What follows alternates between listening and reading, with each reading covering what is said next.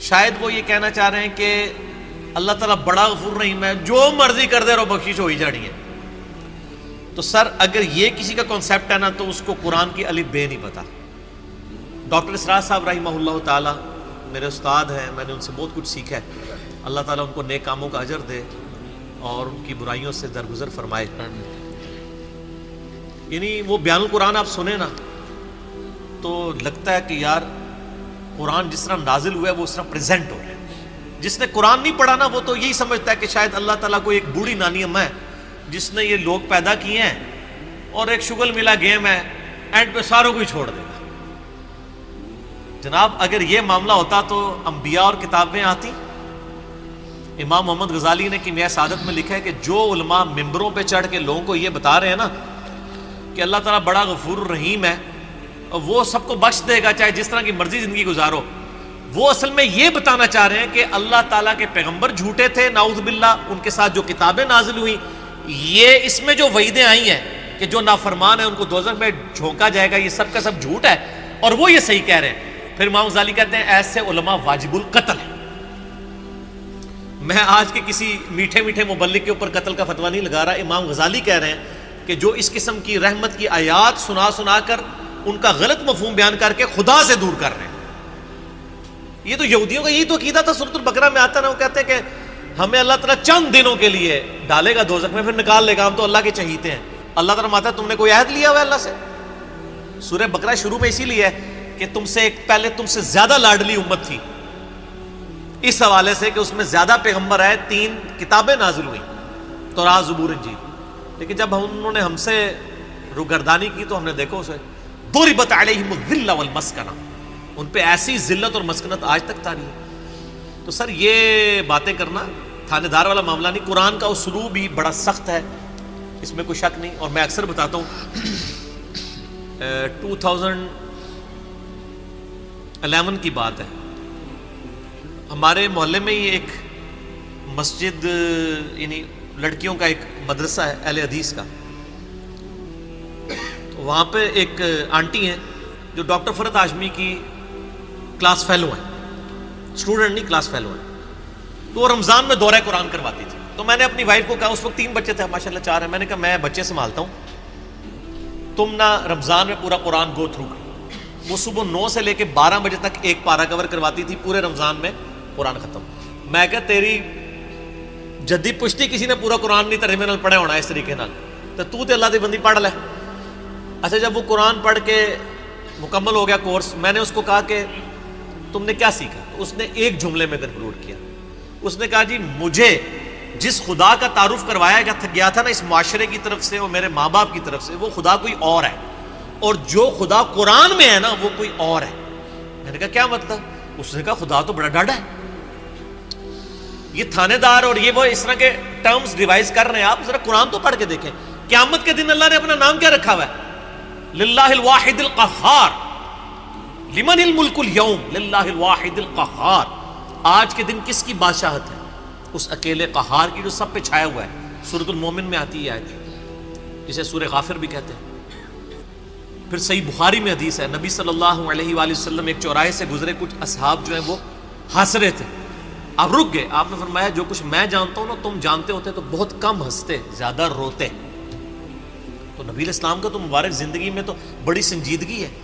اگر کوئی یہ سمجھتا ہے کہ بغاوت کی زندگی گزارے، اپنی مرضی کی زندگی، نہ، دنیا جو اللہ کی مرضی کی گزارے گا آخرت پھر وہ اس کی مرضی کی ہوگی. لیکن جو اپنی مرضی کی دنیا گزارے گا آخرت پھر اللہ کی مرضی کی ہوگی، یعنی دوزخ میں. وَلِعَوْذُ بِاللَّهِ تَعَالَى اللَّهُمَّ أَجِرْنَا مِنَ النَّارِ.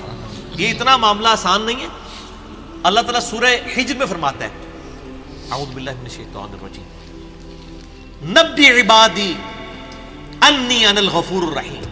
اے نبی علیہ السلام میرے بندوں کو خبر دے دو کہ میں بڑا بخشنے والا مہربان ہوں. لیکن پھر ساتھ ہی فرمایا کہ ان کو یہ بھی بتا دو کہ میرا عذاب وہ بھی بہت سخت ہے. بیلنس کرو. باقی یہ ٹھیک ہے، بخاری مسلم کی حدیث ہے کہ نبی علیہ السلام نے فرمایا کہ اللہ تعالیٰ نے مخلوقات کی پیدائش سے پہلے اپنے پاس عرش پہ یہ عبارت لکھ لی تھی کہ میری رحمت میرے غضب پہ سبقت لے جانے والی ہے. لیکن کس معاملے میں؟ باغیوں کے لیے نہ، ان لوگوں کے لیے جو پوری ایفرٹ پٹ کریں پھر بھی ان سے معاملات سیدھے نہ ہو، اللہ کی طرف رجوع لائیں۔ قرآن میں کہیں یہ نہیں ہے کہ ڈٹ کے گناہ کرو، باغی بنے رہو میں توبہ قبول کروں گا۔ قرآن میں ہمیشہ آیا ہے کہ آپ غلطی کر بیٹھو، اللہ کی طرف رجوع لاؤ، اس کے بعد اپنی اصلاح کرو، اللہ تعالیٰ کو بخشنے والا مہربان پاؤ۔ اسی پہ میرا مسئلہ نمبر 18 ہے، گناہ کبیرہ اور توبہ کا بیان، اور وہ آیت نمبر بھی 17 اور 18 ہی ہے سورۃ النساء کی۔ میں وہ پڑھ بھی دیتا ہوں۔ اعوذ باللہ من الشیطان الرجیم، بسم اللہ الرحمن الرحیم۔ انما التوبۃ علی اللہ، اللہ کے ذمہ ہے ان لوگوں کی توبہ قبول کرنا۔ کن لوگوں کی توبہ؟ للذین یعملون السوء بجہالۃ، جو گناہ کر بیٹھے جہالت میں، انجانے میں ان سے غلطی ہو جائے، گناہ ہو جائے، ثم یتوبون من قریب، اس کے بعد فوراً توبہ کر لے کہ یا اللہ غلطی ہو گئی، کو فجر کے بعد لیٹ اٹھا کہ یا اللہ معاف کر دے، کوشش تھی، الارم نہیں سن سکا، میں ابھی پڑھتا ہوں مجھے معاف کر دے، اس طرح کا۔ تو جو پڑھے ہی نہ، اوکے جی اللہ تعالیٰ نے کہا میں بڑا غفور رحیم ہوں۔ پورے قرآن میں میرا چیلنج ہے، طارق جمیل صاحب کو بھی میں ان کی بڑی عزت کرتا ہوں، بلکہ سب سے زیادہ میں نے ان کا دفاع کیا ہے جب ان کے خلاف ناسبیوں نے بھونکنا شروع کیا ہے۔ میں ان سے بڑی محبت کرتا ہوں، میں ایسٹ سمجھتا ہوں امت کے لیے، لیکن میں طارق جمیل صاحب سے پوچھتا ہوں پورے قرآن میں کہاں لکھا ہے کہ باغی رہو تو میں معاف کروں گا؟ قرآن تو کہہ رہا ہے اللہ کے ذمہ ان لوگوں کی توبہ کا قبول کرنا ہے جو جہالت میں گناہ کر بیٹھے، ثم یتوبون من قریب، اس کے بعد فوراً توبہ کر لیں، فاولئک یتوب اللہ علیہم، بس ایسوں کی توبہ ہے، اللہ فرماتا ہے میرے ذمہ۔ وَكَانَ اللَّهُ عَلِيمًا حَكِيمًا، اور اللہ تعالیٰ علم والا اور حکمت والا ہے، علم ہے اس کے پاس لیکن اس کی حکمت ہے، ڈھیل دیتا ہے کہ چلو توبہ کر لیں۔ اور اگلی آیت وَلَيْسَتِ التَّوْبَةُ، اور اس کی تو کوئی توبہ قبول نہیں ہوگی، یہ میں نہیں کہہ رہا ہوں طارق جمیل صاحب، یہ اللہ کہہ رہا ہے، لِلَّذِينَ يَعْمَلُونَ السَّيِّئَاتِ، جو کہ گناہ کرتا ہے، حَتَّى إِذَا حَضَرَ أَحَدَهُمُ الْمَوْتُ، یہاں تک کہ جب اس کی موت کا وقت آ جاتا ہے، قَالَ إِنِّي تُبْتُ الْآن، وہ کہتا ہے یا اللہ میں اب توبہ کرتا ہوں۔ وَلَلَّذِينَ يَمُوتُونَ وَهُمْ كُفَّارٌ، اور نہ ہی ان کی توبہ قبول ہوگی جو کفر کی حالت میں مرے، یعنی وہ پہلے مسلمانوں کا ذکر ہو رہا ہے، کافروں کو اللہ نے الگ کر دیا ہے، یعنی ایسے مسلمان جو موت کے وقت توبہ کریں ان کی بھی توبہ قبول نہیں اور کافروں کی بھی نہیں۔ اولئک اعتدنا لهم عذابا الیما، ایسے لوگوں کے لیے ہم نے دردناک عذاب تیار کر رکھا ہے۔ اللہم اجرنا من النار، اللہم اجرنا من النار، اللہم اجرنا من النار، اللہم من احییتہ منا فاحیہ علی الاسلام ومن توفیتہ منا فتوفہ علی الایمان۔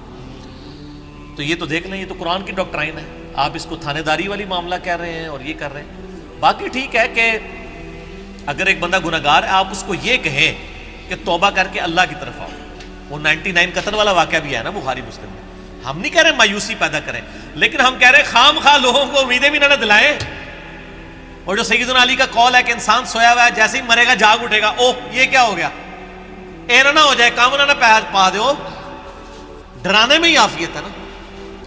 اور آپ کا ڈر کا غلبہ ہی ہوگا تو تب آپ گناہوں سے بچیں گے، صرف خوشخبریوں سے نہیں بچیں گے، ٹھیک ہے۔ میں آپ سے کہتا ہوں اگر دنیا میں یہ آفر کی جائے اللہ کی طرف سے کہ جو مرضی یاشی کرو عذاب کوئی نہیں ہوگا لیکن جنت نہیں ملے گی، سارے کہنے کے جنت ہی کئی لوڑ آتی ہے جنت بنا لینا، پریکٹیکل چیک کر لیں۔ اور اس کے بدلے میں اگر یہ بات کی جائے کہ جی آپ دنیا میں اللہ کی تابع فرمان بن کے رہو، ادروائز آپ کو دوزخ میں جھونک دیا جائے گا، کوئی بچت نہیں ہوگی، تبھی لوگ اللہ کی طرف آئیں گے۔ آپ اگر یہ بھی لالچ لوگوں کو دیں کہ نیک مال کرو گے تو جنت ملے گی، برے مال کرو گے تو کچھ نہیں ہوگا، کوئی نہیں کرے گا جب تک آپ ڈر لیں۔ اور یہ نیک بندوں کی اللہ نے نشانی بتائی ہے، وہ دعا کرتے ہیں ربنا اصرف عنا عذاب جہنم ان عذابها کان غراما، سورۃ الفرقان میں جو مسئلہ 120 ہے، اہل ایمان کی 12 خصوصیات، میں نے پورا لیکچر ریکارڈ کروایا ہے۔ ایک خصوصیت یہ کہ وہ دعا کرتے ہیں اے اللہ ہم سے دوزخ کا عذاب پھیر دے، وہ تو ہمارے گلے کا پھندا بن چکا ہے، لٹکتی تلوار ہے۔ اہل ایمان تو ہر وقت ڈرتے رہتے ہیں۔ اللہم اجرنی من النار کیوں وظیفہ تعلیم کیا گیا ہے؟ جامعہ ترمذی میں حدیث ہے سیدنا عثمان جن کو 3 دفعہ جنت کی بشارت ملی ہے، جب قبرستان جاتے تھے اتنا روتے تھے کہ داڑھی آنسوؤں سے تر ہو جاتی تھی.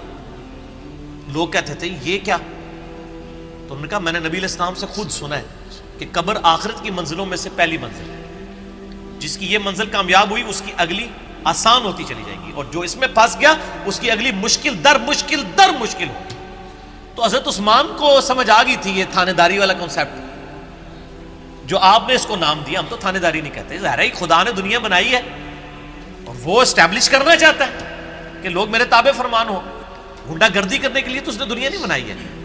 تو یہ بڑا کریٹیکل ایشو ہے، اور اس معاملے میں نا مجھے بڑا دکھ ہوتا ہے اس قسم کے وائزین سے.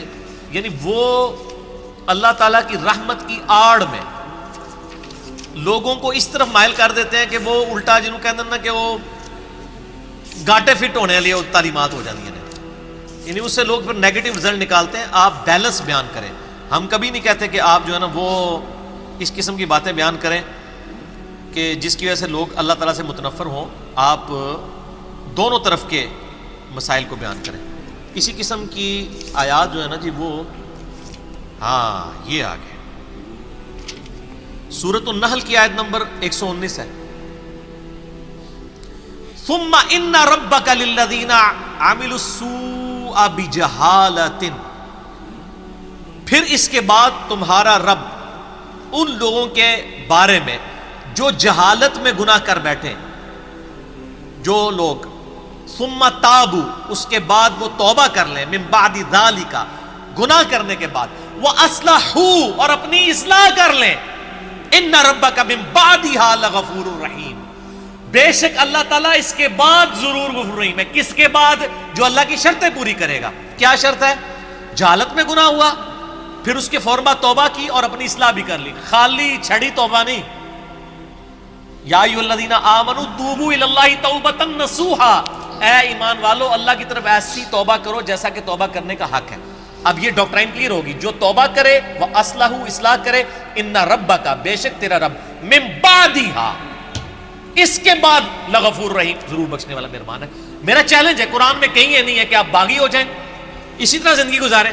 ترمذی میں روایت ہے کہ موت کے غرغرے سے پہلے توبہ قبول، لیکن کس کو پتہ ہے کہ کس وقت موت کا غرغرہ آ جائے گا.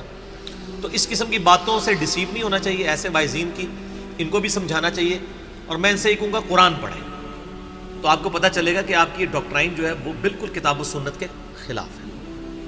ٹھیک ہوگا.